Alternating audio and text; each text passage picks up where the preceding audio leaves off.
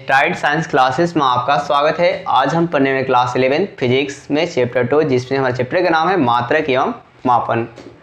इसमें हमारा पहला टॉपिक है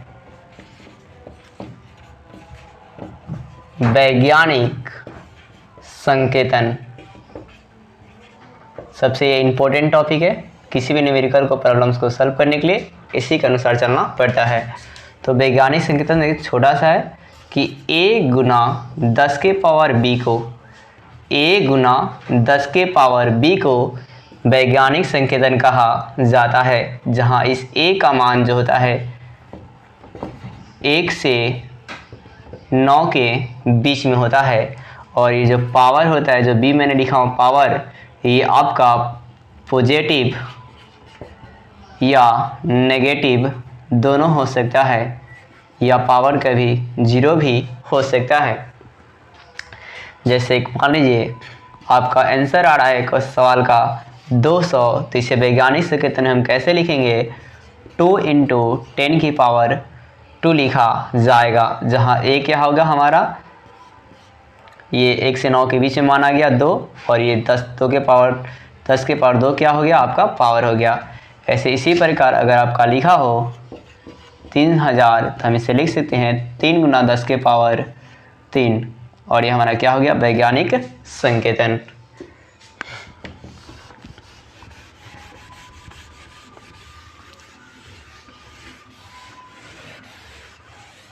अब हम नेक्स्ट टॉपिक पाते हैं सार्थक अंक।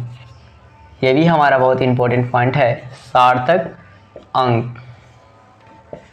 तो सार्थक अंक की सबसे पहले डिफिनीशन जान लेते हैं। तो आप याद रखेंगे पहला पॉइंट, सभी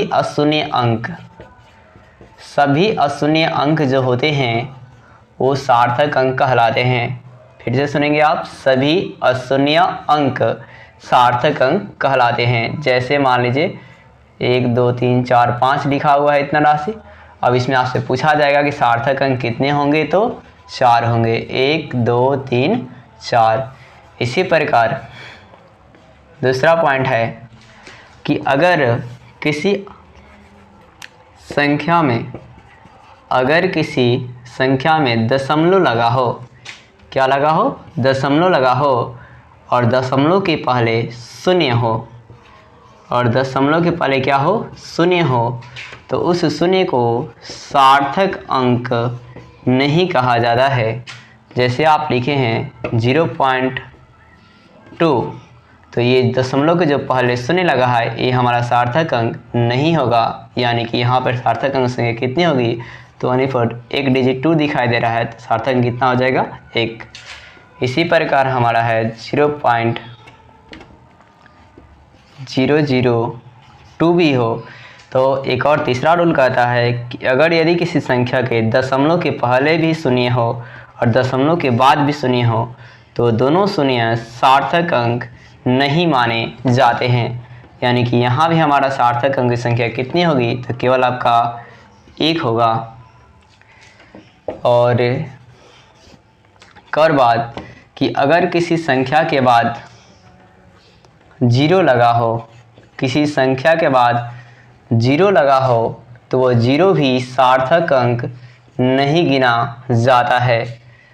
तो इसमें हमारा सार्थक अंक संख्या कितनी हो जाएगी, तो मात्र कितना होगा 1 होगा। क्योंकि इसे आप वैज्ञानिक संकेतन में अगर पुट करेंगे तो आप इसे लिख सकते हैं 3 × 10 के पावर 3, जिसमें से हमें केवल एक ही डिजिट यहाँ a का मान दिखाई दे रहा है, और यही हमारा क्या होगा सार्थक अंक होता है, यानी सिग्निफिकेंट फिगर होता है। कितना हो जाएगा 1।